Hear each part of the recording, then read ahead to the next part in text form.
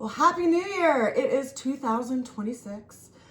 I'm Katie Cat, and this is our Astro Tarot. We are going to just take a quick glimpse at where the planets are currently placed, and then talk about the cards and what is being highlighted by way of astrological transits with the cards that have shown up. And this is going to be a snapshot for the year, just kind of giving a toe dip into some of the energies that we're going to be working with this year and experiencing this year. And I do believe it will be off to a very quick start. We have a full moon happening in just a couple of days. Today is January 1st, and on January 3rd, we will have a full moon. Now, currently, we see that we have Mercury over here at the last degrees of Sagittarius. We have the sun, which is currently in the sign of Capricorn. It is a close conjunction with both Venus and Mars. So there's like this grouping of energy right here in the sign of Capricorn. Now they're all moving toward your left. No, yeah, you're right. Sorry, I have to think about it in a backwards way. They're all moving basically counterclockwise around this wheel, even though we see that this wheel itself moves clockwise throughout the day. So if we looked at when the sun rose today, it would actually be on the left side of the chart, which would actually be the east. We're actually looking at the south direction, and so the west is going to be on the right side of the chart. So we see we have this grouping of energy in Capricorn. Whenever we have a grouping of planets in one sign in close degrees, it's like there's a really powerful conversation happening.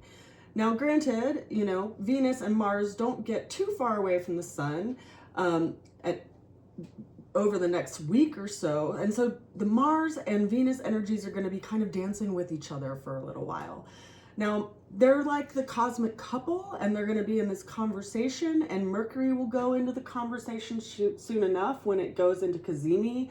It goes through the heart of the sun. So we have all of our personal planets, or the closest planets to the Earth, at close proximity right now. Now, this always makes me think of like 2020 as an example. On January 12th of 2020, we had a really big conjunction in Capricorn. And while it involved a lot of the personal planets, it also involved some really big energies. It involved Jupiter, it involved Saturn, and then it had this kind of opposition, or trine rather, effect happening with Uranus in Taurus. So we can all flash back to 2020, right? And what happened in 2020? And what's interesting about it is that Mars was kind of behind the grouping. But when Mars met with all the planets, it initiated a big change that happened in March and April. And so this time, Mars is kind of leading the conversation. Consider Mars as an action-oriented planet.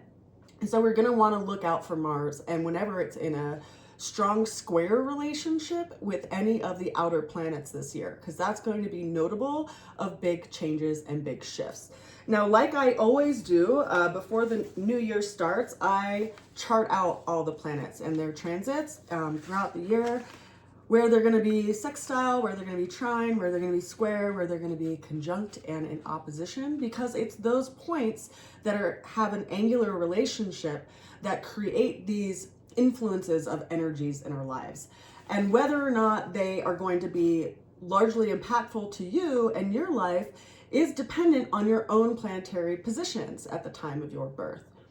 So this is a snapshot of where all of the planets are today. Anyone born today will have planets in these signs, but they're going to have a different rising sign depending on the time of day that they were born.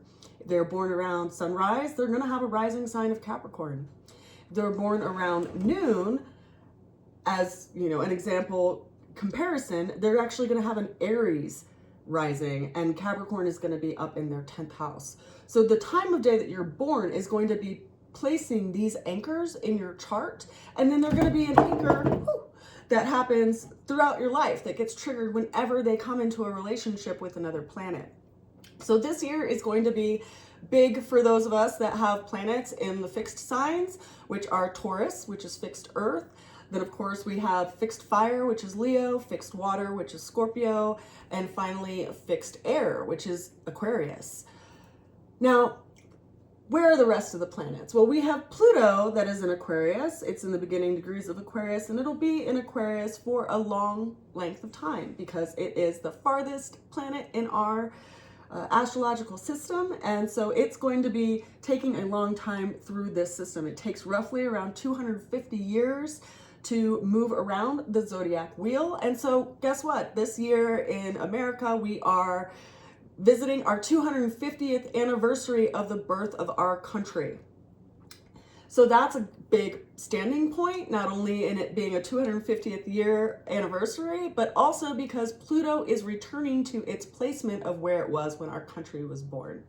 So the energies that brought about the birth of our country are being revisited now, and we are getting another glimpse of that space because of where Pluto is currently positioned. Now we also have, if we just move around the wheel here, we can see that we have the North Node over at 10 degrees of Pisces. Now it's going to be moving in the opposite direction of all the planets. So it is moving clockwise, whereas all the planets are moving counterclockwise in their rotations. And so it's going to be coming into a meeting as all these planets move forward and come into a conjunction, so to speak, with the North Node. The North Node is where we are shooting our arrow, right? It's where we want to go. It's where what we're aiming for, or where we should be aiming for. The South Node is what we're letting go of. South Node is at 180 degrees, an opposite position of that North Node in Pisces, so it is at 10 degrees of Virgo. So if you have any planets around that point, it's going to be triggered around the South Node. Of course, wherever you have Virgo, depending on the house, right? There's 12 different houses. Each house represents a different area of your life. That's what's going to be highlighting something that you're going to be letting go of. If you want to revisit this in more of a personal space, feel free to reach out to me. I offer recorded readings and also live readings via Zoom that are only offered on the weekends for now. So if you want to do that, we can set something up. I do have a little bit of time ahead of you. I have a few people in the waiting list, and so I'll be opening up time slots in February. I'm wrapping up the New Year readings in January over the next couple of weeks. Now let's keep going, right? We see that we have Saturn in the final degrees of Pisces. We also have Neptune in the final degrees of Pisces. Now that's a pretty big deal as well, because Saturn has been in the sign of Pisces for the last 2 years, 2.5 years. So it's going to be transitioning out of that space and into the energetic of Aries. So it'll be bringing in some kind of pulling in the reins and responsibility in the area of Aries and wherever house that sits in your chart. We also have Neptune. Now, Neptune is an interesting energy because it is vast. It's vast, like the ocean. And Neptune can be our greatest fears, it can be absolute illusions, and it can also be our greatest dreams. So there's a lot of potential in that energetic of Neptune's energy. It's also going to be moving into Aries. Now, Neptune has, I believe, if I'm remembering correctly, around 164-year orbit. So it moves through every sign, you know, at a little bit faster pace than Pluto does, but it's a slow-moving planet. So it's going to be in this close dance with Saturn for a little bit of time. So they'll have this kind of sobering aspect in the area of Aries because we'll have this closer dance with Saturn, which is the planet of responsibility and father time, and Neptune, which is, you know, god of the unknown, god of, you know, the oceans, so to speak, quite literally, Neptune. And also our greatest dreams and wishes. So what do we have to bring together to actually manifest that which we felt as a very strong calling, perhaps for a lot of our lives, that we didn't really know how to manifest? We also see that we have Chiron over here in Aries. So they will be bringing something to this kind of wounded healer and perhaps some kind of healing that we can also offer others.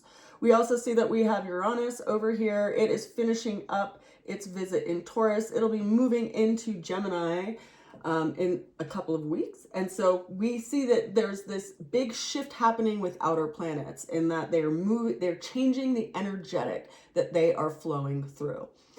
And they don't flow through all of them the same way. You know, Taurus, as an example, is a fixed earth energy. It's very stabilizing. It's focused on finances, agriculture, our beliefs, our values. And Uranus has been bringing change to that area for the last 7 years. For the next 7 years, it'll be bringing change to the area of Gemini. Now, Gemini governs transportation, communication, the way we think about things, the way we describe things, the way we talk about things. And so there will be big changes in that area for the next 7 years. And granted, depending on where Gemini is in your chart, and I'm going to just use myself as an example here because I have a Virgo rising.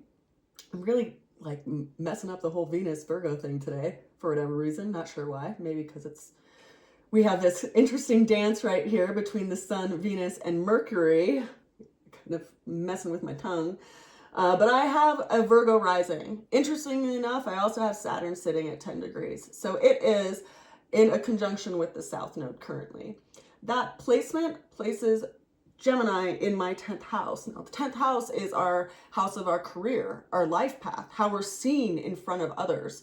And so how I am going to be evolving, so to speak, in my path of life in front of others is going to be greatly changed by Uranus bringing up these unexpected, unavoidable changes in my life in the way that I am in front of the world and also in my life path, in my life career, because Uranus is bringing the energy to that area of my chart, and it will be creating this evolutionary change in that area of my life.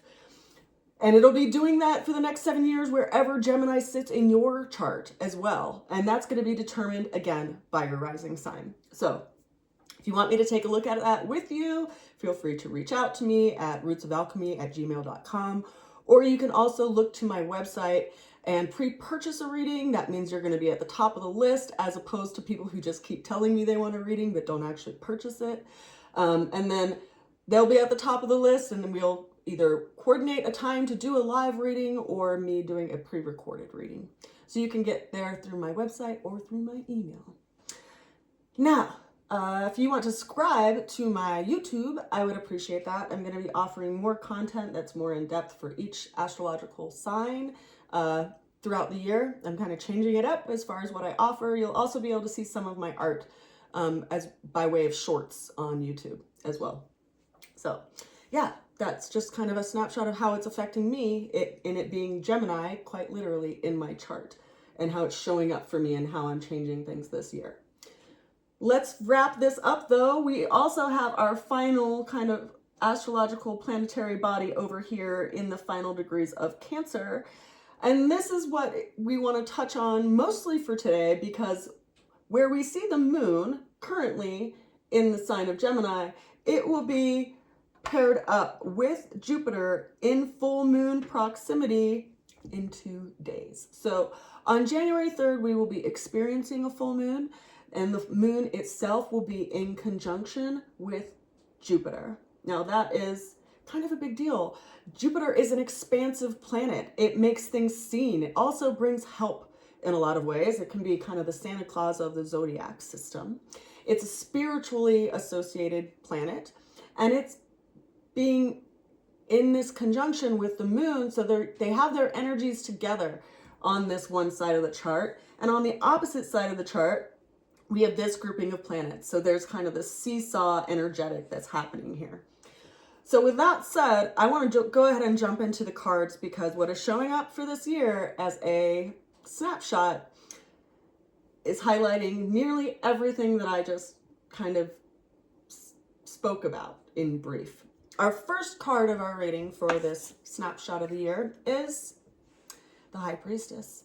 The High Priestess is a card that is associated with the moon and the ebbing and flowing of the new moon to the full moon. Now, if you have an ephemeris, which is a really useful tool if you like to track astrology, or you have a cool day planner like these ones offered by the Magic of I, these have an ephemeris in the back for the full year. They also let you know every month what transits are happening, when the full moon is, when the new moon is. You can also just look at the sky if you want to do that too. But this helps me chart things and also kind of understand what's going on astrologically from a snapshot. Now, the full moon if you track them in your life, you'll notice whether or not you are greatly affected by full moons and which one you might be affected more so than another. And that is going to depend on, again, where your planets were placed at your time of birth. Now, full moons are interesting because they allow us to see things that are in the dark. They allow us to see things that are under the surface. And this will bring some sort of help because it's in this relationship with Jupiter in the next 2 days. Now, consider that full moons are usually times where we see something that we need to let go of, because it's after the full moon that it starts to wane to a new moon, and it's the new moons that we see the new beginnings. So it's likely that over the next 6 months, we'll be in this process where we are learning what we need to kind of release in order to grab a hold of the reins of something else in our life. And I say that because the Cancerian energy is related to the Chariot, which governs these reins. We also see that in this card, although you might not be able to see it because it's a little far away, there's 2 pillars. There's a black pillar and a white pillar, and the High Priestess is sitting in between them. Within her cloak, she has the Torah, which is the secrets that are being revealed. So there is something that is being revealed to us so that we can move toward something else. Whatever illusions have been kind of veiling over your life and where you need to go and kind of adding, clouds and distraction, those will clear over the next 6 months as we move toward the new moon, which will be happening in 6 months' time, when we have the sun in Cancer and the new moon in Cancer.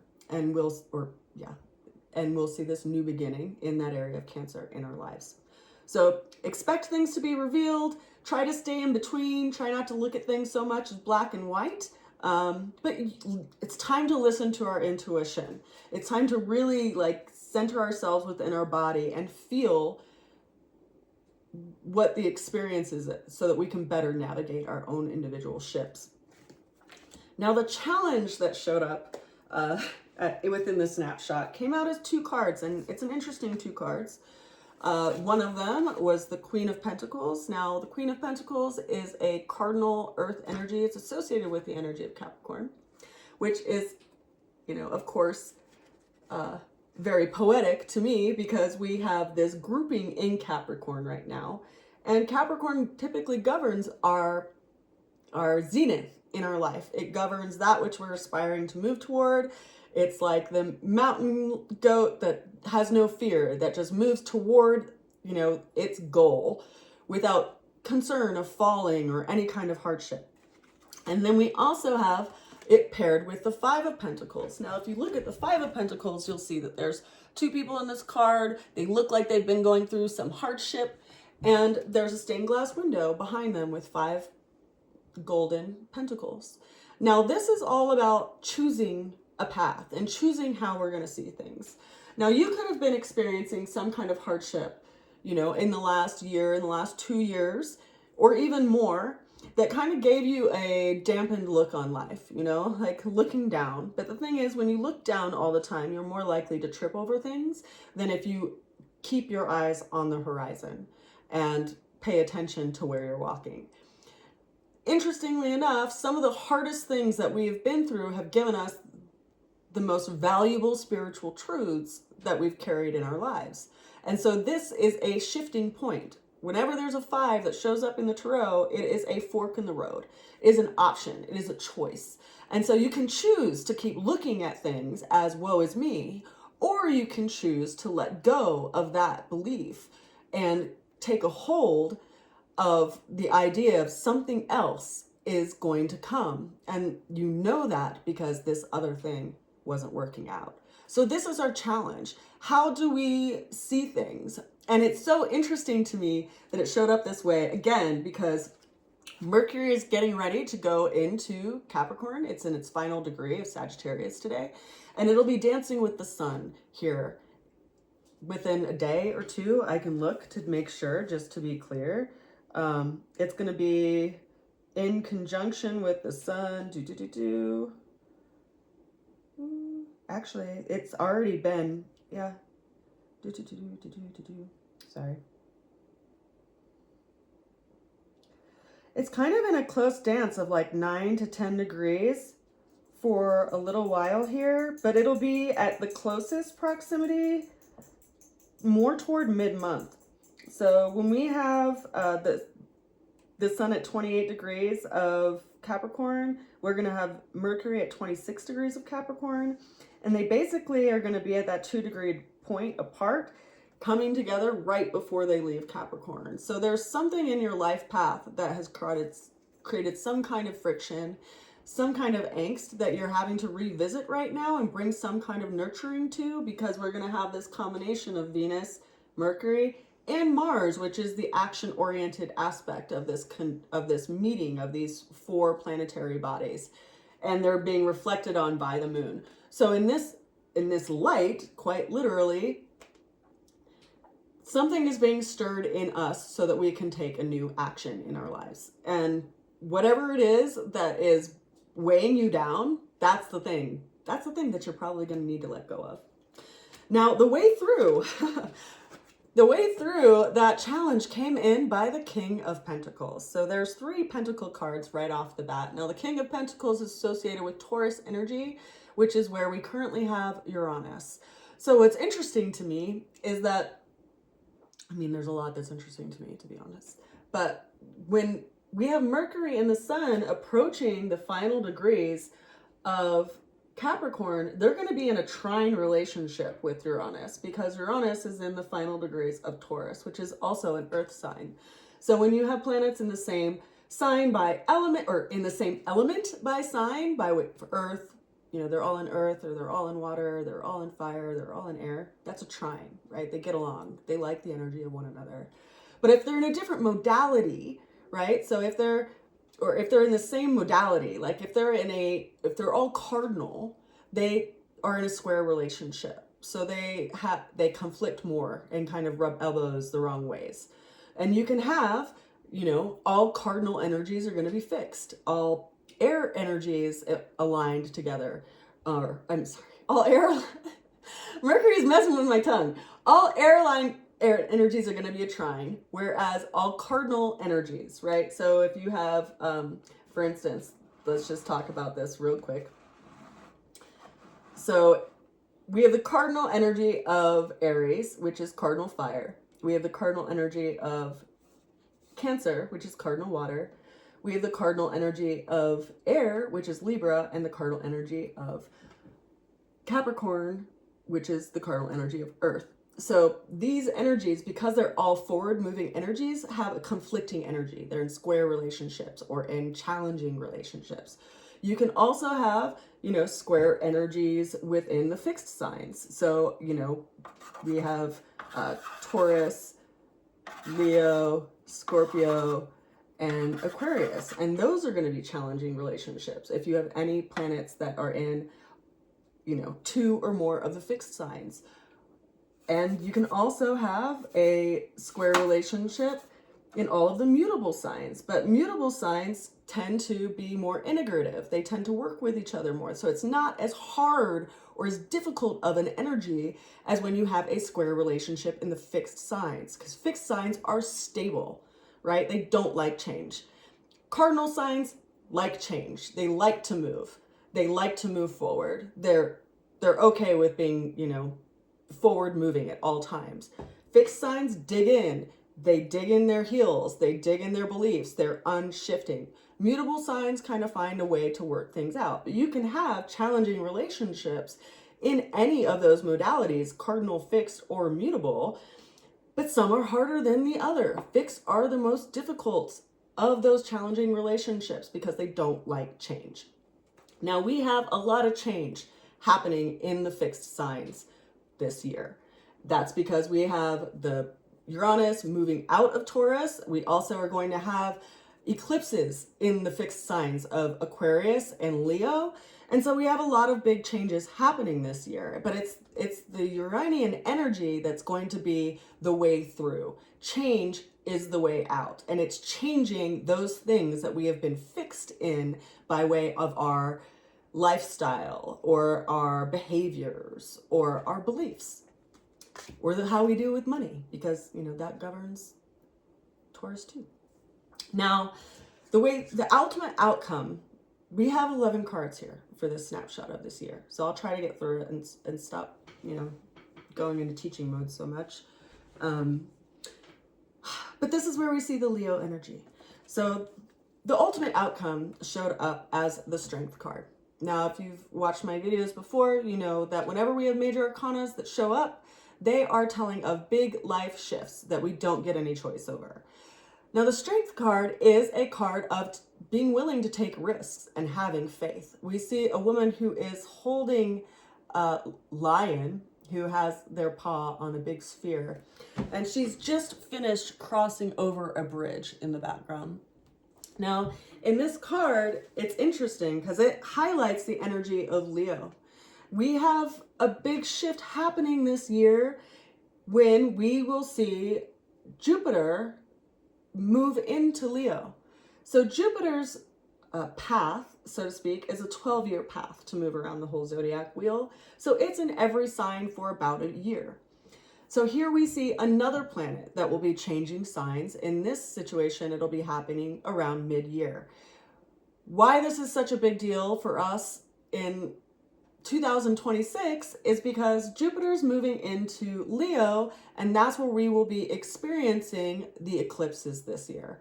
And those will also be in a relationship of sorts with Pluto over here in Aquarius. And so we have some big changes happening this year, and particularly in the areas of Leo and Aquarius in your chart.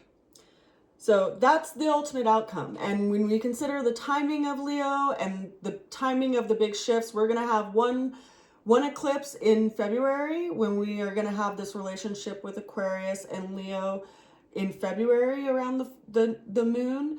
And, we only have eclipses when they're in close proximity to the North and South Node, which is why it's important to pay attention to where the North and South Node are. And those eclipse energies are big endings. They are big beginnings.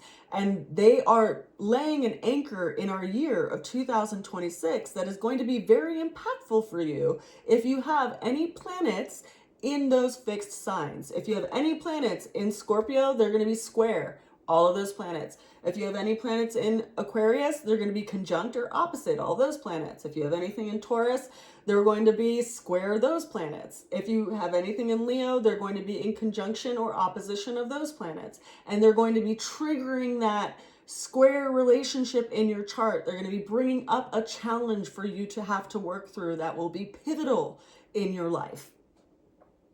It will bring clarity. And consider between February and August, when we have those two eclipses, it's going to bring a lot of clarity in our lives. We have the Ace of Swords.